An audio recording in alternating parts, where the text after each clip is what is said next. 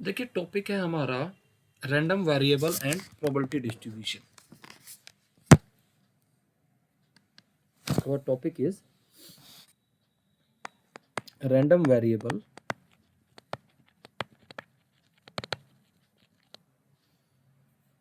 And probability distribution.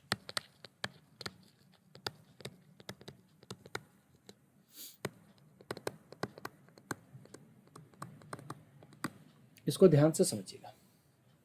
सबसे पहले what do you mean by random variable? ये क्या होता है? देखिए रैंडम वेरिएबल को हम कैपिटल एक्स से डिनोट करेंगे। पहली बात, ये नाम का वेरिएबल है।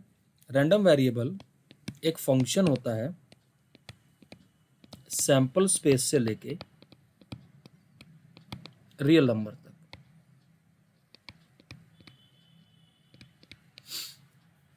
और ये फंक्शन कौन डिफाइन करता है? हम ही डिफाइन करते हैं। आपको चलो एक एग्जांपल देते हैं। Suppose I consider a random experiment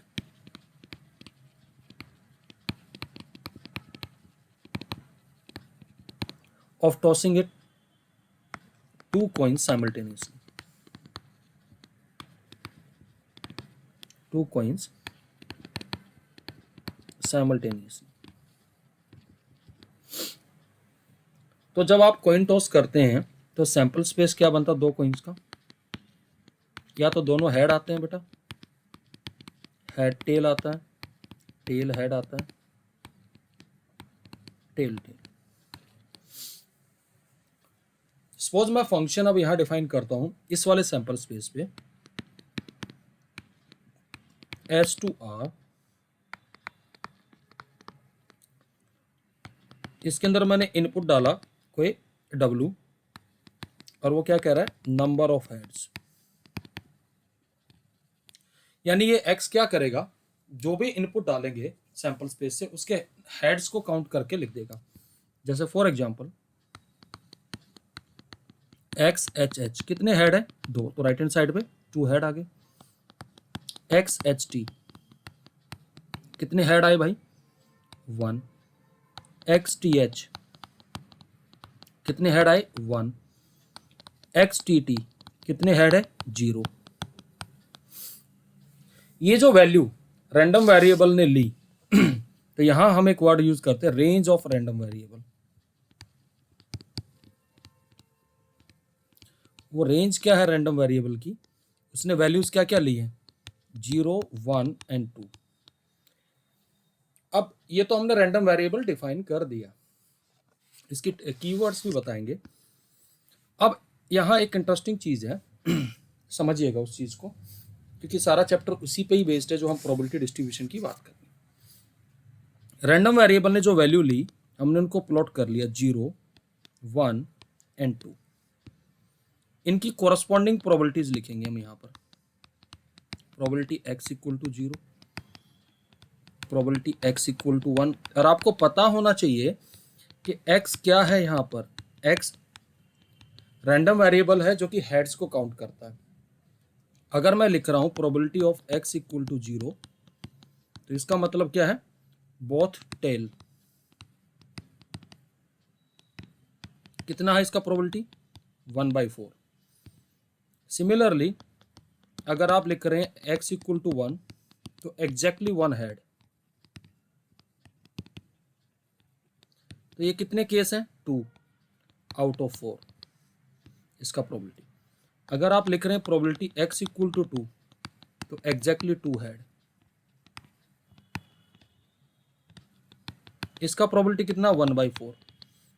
what you will notice here, यहां जो x ने वैल्यू ली 0, 1, 2 और यहां मैंने इनकी प्रोबेबिलिटीज को प्लॉट किया जो कि आया 1/4, 2/4 and 1/4। What you will notice here, note that probability x equal to 0 plus probability x equal to 1 plus probability x equal to 2, इन तीनों का सम कितना आ रहा है? 1। तो बेसिकली जो टोटल प्रोबेबिलिटी है वो 3 हिस्सों में डिवाइड होगी। तो अब मैं यहाँ डिफाइन करूंगा what is probability distribution, and random variable में ऑलरेडी डिफाइन कर चुका हूँ। और ये जो हमारा जो टेबल हमने बनाया यहाँ पर, तो ये क्या है? It is the probability distribution of a random variable x. इतनी बात क्लियर है भाई सबको? पहले बताइए जरा, रिप्लाई करिए भाई। Yes yes sir. Sir. Excuse me sir. हाँ हाँ बताओ बेटा। सर एक बार रेंज के बाद से बता दो। देखो रेंज के बाद से क्या है बेटा, जो रैंडम वेरिएबल की रेंज आई 0 1 2, फिर उन्हीं के कोरस्पॉन्डिंग उनकी प्रोबेबिलिटी। अब x इक्वल टू 0, तो x क्या था? वो हेड्स को काउंट करता था। तो जब x की वैल्यू 0 है तो इसका मतलब 0 हेड। तो 0 हेड के कितने केस है बेटा? Out of 4 there is a 1 case, तो उसका प्रोबेबिलिटी लिख दिया 1/4। फिर हमने काउंट किया 1 हेड, एग्जैक्टली 1 हेड, यानी कि दो ही तो केस है HT और TH, उसका प्रोबेबिलिटी लिख दिया 2/4। फिर x equal to 2, exactly 2 head, there is a 1 case that is HH, ठीक है, तो उसका प्रोबेबिलिटी कितना है? 1/4। फिर हमने टेबल बना दी और उनकी कॉरस्पॉन्डिंग प्रोबेबिलिटी लिख दी। एक तरीके से देखा जाए तो ये कि फ्रीक्वेंसी डिस्ट्रीब्यूशन की तरह बिहेव नहीं कर रहा है। एक्स की वैल्यू है और जो प्रोबेबिलिटीज क्या है? बेसिकली उसकी फ्रीक्वेंसी है, यानी कि 0 हेड आने की फ्रीक्वेंसी कितनी है? 1/4। और 1 हेड आने की फ्रीक्वेंसी कितनी है? 1/2, दैट इज 2/4 जो हमने लिखा है। और हमेशा ध्यान रखना कि ये जब भी प्रोबेबिलिटी डिस्ट्रीब्यूशन लिखेंगे तो सारी प्रोबेबिलिटीज का सम हमेशा 1 आएगा। अभी मैं डिफाइन करके लिखवाऊंगा, तो प्लीज फॉर टाइमिंग एक बार इसका स्क्रीन शॉट लीजिए। बेटा क्लियर हो गया आपको? हाँ जी बेटा, इसका स्क्रीनशॉट ले लीजिए बेटा। यस सर सर, ये थैंक यू। क्लियर नहीं हुआ कि मतलब कैसे आएगा क्वेश्चन। अब यार मैं उस पर आने तो दे मुझे यार, अभी तो मैं डिफाइन करवा रहा हूँ। आई विल गिव यू, मैंने कहा तो सही कि सारे कीवर्ड्स वगैरह भी मैं आपको दूंगा, तो just wait and watch, have patience. देखो अभी उन्हीं बातों पे आऊंगा, लेकिन पहले एक बार जरा वेट करो, मुझे पहले कॉन्सेप्ट बिल्ड करने दो बेटा। ये लिख लिया। अब मैं डिफाइन करता हूँ probability distribution of a random variable, वो क्या होता है। डेफिनेशन, प्रोबेबिलिटी डिस्ट्रीब्यूशन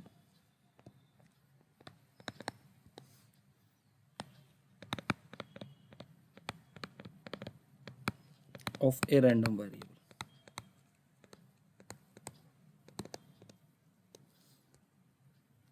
समझिएगा, हमने मान लिया कि if x is a random variable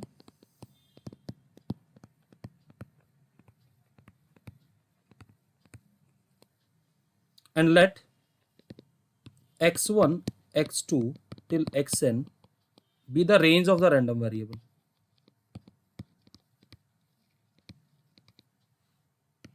range of a random variable।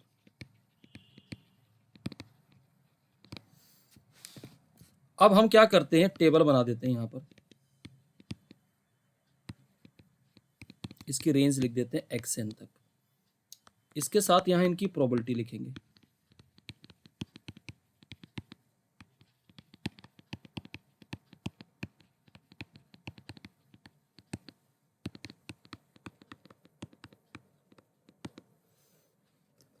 अब मैं यहां लिखता हूं if probabilities of this x1 से लेके xn तक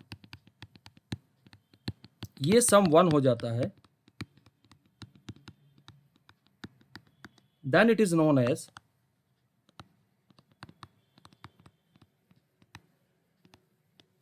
probability distribution of x।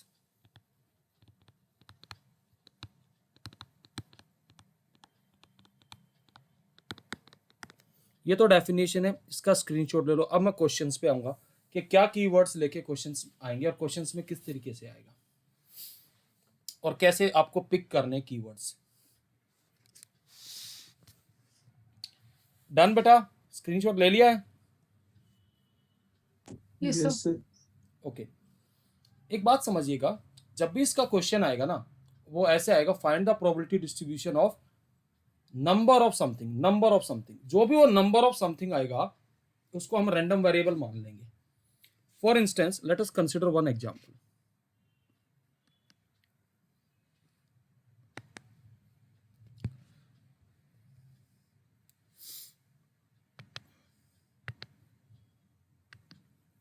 आपकी स्क्रीन पे क्वेश्चन है, देखिए 2 cards are drawn successively with replacement from a well shuffled deck of 52 cards.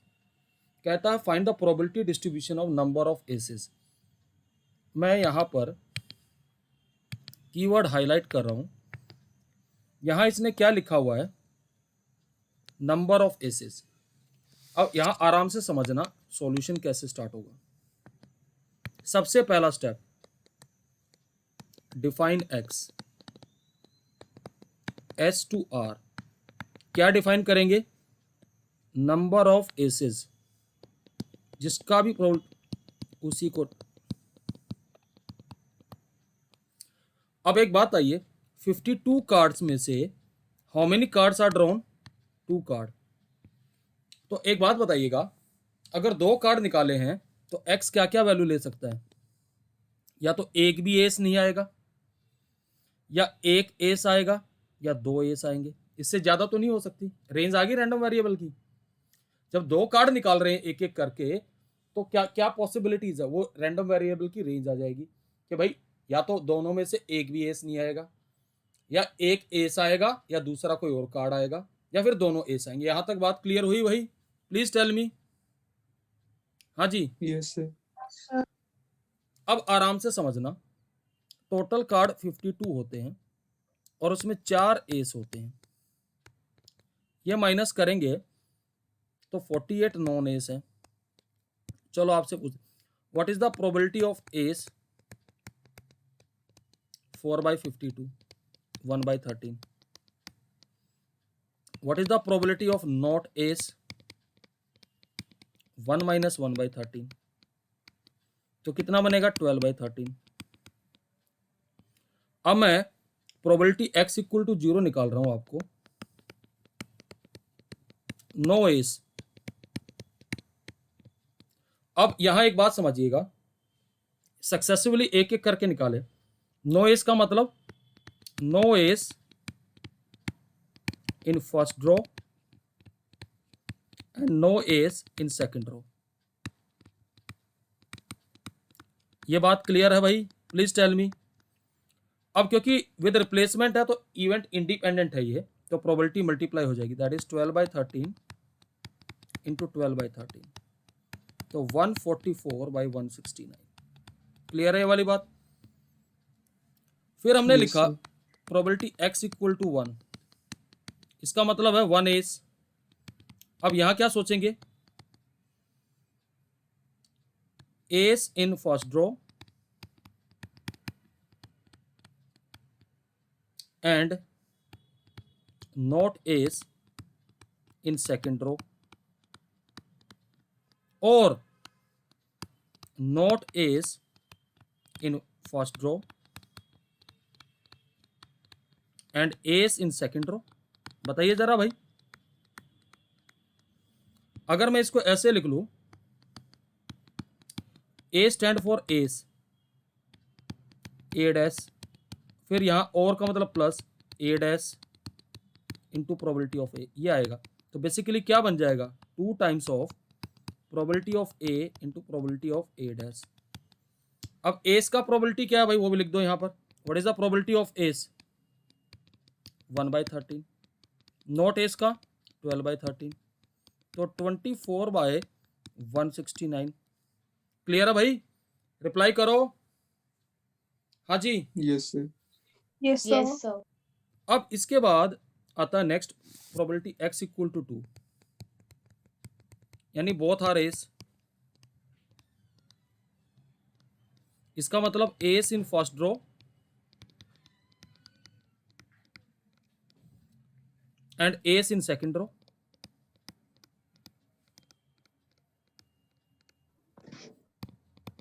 तो 1/13 इंटू 1/13, तो कितना है, 1/169। अब देखो x ने क्या वैल्यू ली थी, 0, 1, 2। अब इनकी प्रोबेबिलिटी लिख दो यहाँ पर। 0 पर प्रोबेबिलिटी कितनी आई थी भाई, 144/169। 1 पे आया था 24/169, या 1/169। जरा सम करके देखो, प्रोबेबिलिटीज का सम 1 आ रहा है भाई? Please reply. Yes, Yes, sir. sir. Clear हो गया? तो ये अब आपको समझ में आ गया। अगला क्वेश्चन फिर कराऊंगा, वो भी देखिएगा।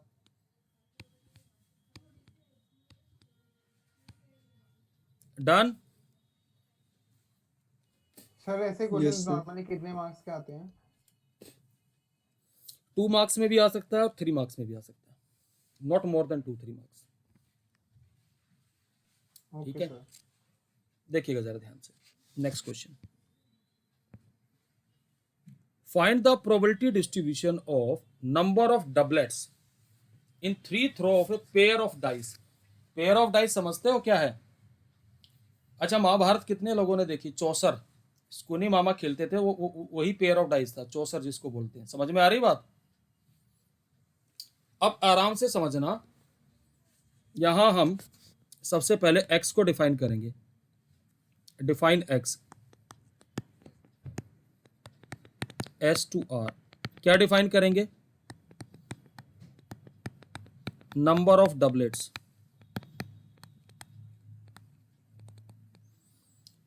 अब आराम से समझना भाई, कुछ छोटी छोटी बातें।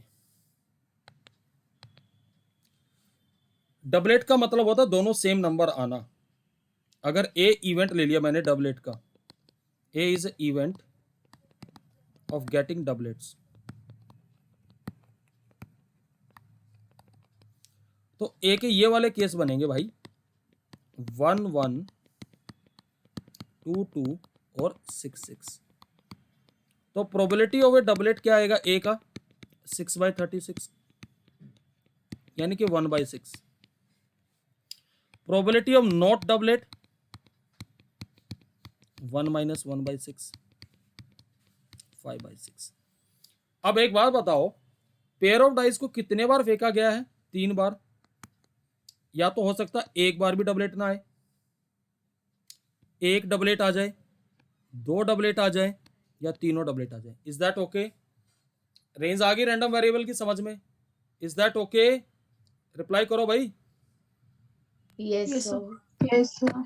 अब आपको एक छोटा सा रिव्यू दे रहा हूं मैं, और उसको आराम से समझना, जो मैं यहां इस्तेमाल करूंगा। 11th क्लास में हम परमुटेशन कॉम्बिनेशन में पढ़ते थे। अगर मान लो आपको ऐसे लेटर दे दिए जाए A B B C D E, इनको कितने वे से अरेंज कर सकते हैं? याद करिए हम कैसे करते थे अरेंज। पहले टोटल लेटर काउंट कर लेते थे। कितने टोटल लेटर? 7। तो 7 फैक्टोरियल।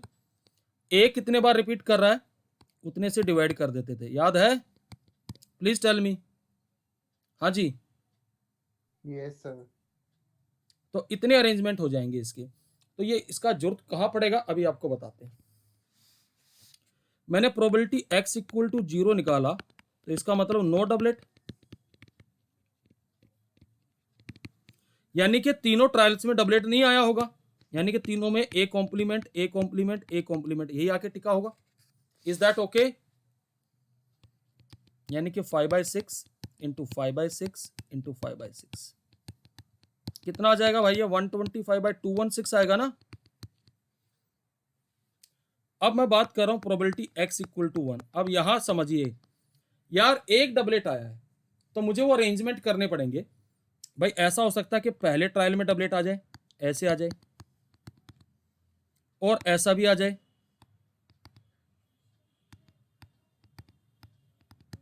और ऐसा भी हो सकता है। लेकिन मैं इन सारी चीजों को एक फॉर्मूले से ही कर सकता हूं। कैसे? आराम से समझना। अगर मैं खाली ये लेता तो मैं अरेंजमेंट तो अपने आप ही कैलकुलेट कर रहे थे। इसके टोटल अरेंजमेंट कितने बनते? 3 फैक्टोरियल बाय 2 फैक्टोरियल नहीं बनता क्या? क्योंकि 2 एड ऐसा और ये। Is that okay? तो मैं आंसर सीधा भी लिख सकता था ऐसे, 3 फैक्टोरियल बाय 2 फैक्टोरियल। अब ए का प्रोबेबिलिटी था 1/6, बाकी था 5/6। Is that okay? हाँ जी, प्लीज टेल मी। क्लियर है वाली बात? नहीं सर, एक बार दोबारा बताना। हाँ ये जी सर, एक बार दोबारा। आराम से समझो। या तो मैं इनको तीनों को ऐड करके लिखता तो थ्राइस हो जाता। मैं ये ना लिख के, ये जो चीज मैंने लिखी ये वाला पार्ट ना लिख के खाली ये लिखता, तो इसके मेरे अरेंजमेंट ही तो करने थे। तो इनको कितने वे से अरेंज कर सकता था बेटा? 2 ए डैश रिपीट करे तो टोटल लेटर 3 है, तो 3 factorial by divide by 2 factorial, इतने अरेंजमेंट हो जाते हैं। Are you getting this point और नॉट? और बाकी फिर इसकी इंडिविजुअल प्रोबेबिलिटी लिख दो, ए की, ए डैश की, ए डैश की, और मल्टीप्लाई से कर दो नंबर ऑफ अरेंजमेंट से। गॉट इट और नॉट? सर अगर हम तीनों केसेस में निकाल दे और फिर ऐड करते तो भी सेम आंसर आता। आता अगर, लेकिन इसको पेयर ऑफ डाइस को 5 बार फेंका गया होता तो फिर क्या करता? नहीं सर, मैं बस कंफर्म कर रहा हूँ। हाँ हाँ, वो ऐड ही करते। और का मतलब क्या है? ऐड। ये आपके पास आ गया 75/216। अब प्रोबेबिलिटी x इक्वल टू 2, यानी कि 2 डबलेट है और 1 डबलेट नहीं है, तो इसके अरेंजमेंट कितने होते? 3 फैक्टोरियल बाय 2 फैक्टोरियल, यही होता है इसका भी। तो कितना आता? 3 इंटू 1/6 इंटू 1/6 इंटू 5/6, कितना आता भाई? 15/216। Is that okay? Please reply. Yes, Yes, sir. sir. Yes, sir. अगर मैं लिखता प्रोबेबिलिटी x इक्वल टू 3, तो तीनों ही डबलेट होती फिर तो, यानी 1/6 इंटू 1/6 इंटू 1/6, कितना आता भाई? 1/216। अब बना लो टेबल, x 0 1 2 3, यहाँ लिखो इनकी प्रोबेबिलिटी। 0 पर हमारी प्रोबेबिलिटी कितनी आई थी? 125/216, यहाँ 75/216, यहाँ 15/216, या 1/216। देखिए सम करके देखिए 1 ही आएगा। क्लियर है बेटा सॉल्यूशन? Please reply. हाँ जी, Yes, sir. Yes, sir. तो please take the screenshot. Done? हाँ जी, Yes, sir. Yes sir. अगला देखिएगा। ये एक डिफरेंट क्वेश्चन है, और इस टाइप का क्वेश्चन केस स्टडी बन सकता, 4 मार्कर में आ सकता है इस टाइप का क्वेश्चन। इसने क्या किया इस वाले एग्जांपल में, कहता let x denote the number of hour you study during a randomly selected school day. The probability that x can take the values x has the following form where k is some unknown constant. देखो इसको study करने का तरीका समझिएगा। जब random variable की value 0 है, यानी कि आप नहीं पढ़ते, तो प्रोबेबिलिटी उसकी 0.1 है। जब आप 1 या 2 घंटा पढ़ते हैं तो प्रोबेबिलिटी दे रखी है kx। जब 3 और 4 आवर पढ़ते हैं तो k इंटू 5 - x, ये प्रोबेबिलिटी दे रखी है। और अदरवाइज 0, अदरवाइज का मतलब मोर देन 4 आवर्स पे प्रोबेबिलिटी 0 रहेगी। देखिएगा, यानी उससे ज्यादा आप पढ़ते नहीं हो। देखिए कैसे निकालेंगे, क्योंकि आप लिखेंगे since it is a probability distribution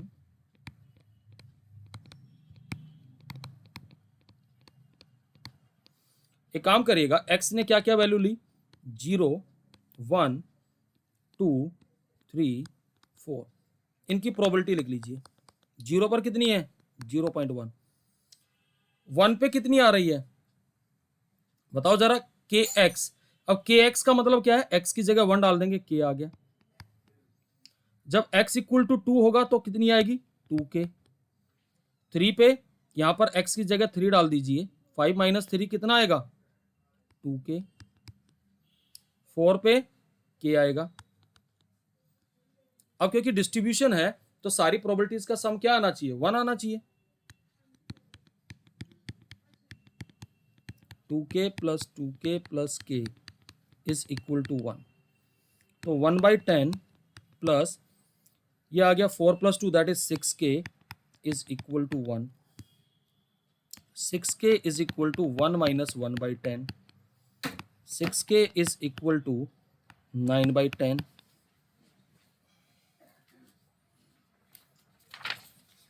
ठीक है, और अब इसको कैंसिल कर देंगे।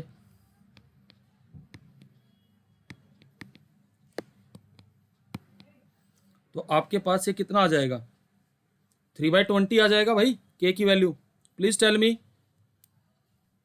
Yes, sir. कैलकुलेशन देख लो भाई, कोई एरर ना हुआ हो, क्योंकि मैं एक बार चेक कर लेता हूँ। k 2k 3/20 ही है सर। है, ठीक है, 3/20 ही है। चलो ठीक है बेटा। तो इसका ये हो गया। अब ये इसके बाद कहता है ये तो ए पार्ट था जो हमने यहां से डिस्कस किया बेटा। बी पार्ट देख लीजिएगा।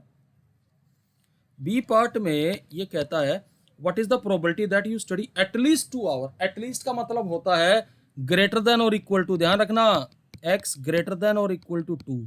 तो इसका मतलब क्या आएगा, प्रोबेबिलिटी x इक्वल टू 2 प्लस प्रोबेबिलिटी x इक्वल टू 3 प्लस प्रोबेबिलिटी x इक्वल टू 4, ये सारा ऐड हो जाएगा। तो 2 पे प्रोबेबिलिटी कितनी थी, 2k plus 2k plus k यानी कि 5k। k का वैल्यू डाल दो,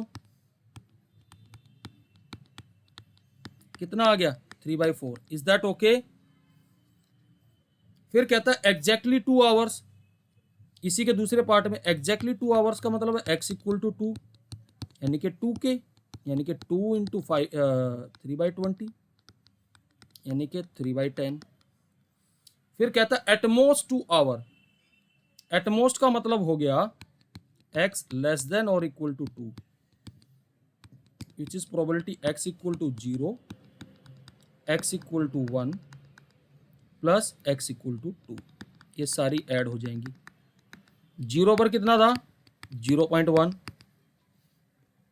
फिर था k प्लस 2k यानी कि 1/10 plus 3k, that is nothing but 1/10 plus हमारा तो ये आ जाएगा 9/20। तो एलसीएम कितना आ जाएगा, तो 11/20। इज दैट ओके बेटा? क्लियर है ये वाला क्वेश्चन? रिप्लाई करो बेटा। Yes, sir. Yes, sir. Yes, sir. अब आपको कॉन्सेप्ट क्लियर हुआ, मुझे बताइए। हाँ जी, Yes, sir. Yes, sir. तो एक्सरसाइज ट्राई कर पाओगे अब? बताइए जरा, लॉजिक समझ में आ गया अब आपको कैसे डील करना प्रॉब्लम को? इसमें कई जगह वर्ड Yes, sir. ये क्वेश्चन आएगा मीन और वेरिएंस भी। मैं एक बार समझा देता हूँ, सीख लो, पहले सिलेबस में होता था अब नहीं है, लेकिन फिर भी मैं समझा देता हूँ यार, इसलिए समझा देता हूँ, समझ लो। ऐसा थोड़ी है कि ये इस साल डिलीट हो गया तो आगे कभी फ्यूचर में नहीं पढ़ोगे, कभी आगे पढ़ना पड़ जाएगा तो फिर क्या करोगे, है ना? तो मैं एक बार मीन और वेरिएंस भी बता देता हूँ और वो क्या होता है समझ लीजिएगा। समझिए मीन एंड वेरिएंस।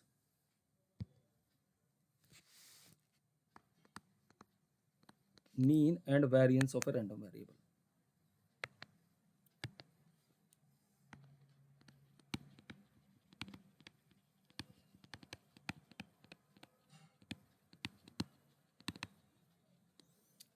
देखो जरा ध्यान से, कुछ नहीं है, it is not so something special, पता नहीं क्यों सिलेबस से हटाया। मान लो x ने वैल्यू ली x1 x2 x3 से लेके xn तक, और यहां इनकी प्रोबेबिलिटीज है suppose p1 p2 p3 and pn। यहां मीन ऑफ x को आप x बार भी कह सकते हैं, या इसको हम कहते हैं एक्सपेक्टेड वैल्यू ऑफ x। क्या कहते हैं इसको हम? Expected value of x। वो कैसे निकलेगा? अगर आपको याद है छोटी क्लासेस में आपने मीन ये पढ़ा था, frequency F I x I upon summation F I. तो यहां लगाएंगे तो क्या आएगा, summation P I x I upon summation P I. अब समेशन पी आई तो 1 आएगा क्योंकि डिस्ट्रीब्यूशन है, तो मीन क्या बचेगा, summation P I x I varies from 1 to n। अगर इसको खोलेंगे तो क्या आएगा, p1 x1 plus p2 x2 से लेके pn xn। क्लियर है बेटा? Please reply. हाँ जी। Yes, sir. इससे मीन जिसको एक्सपेक्टेड वैल्यू। अब वेरिएंस क्या होता है,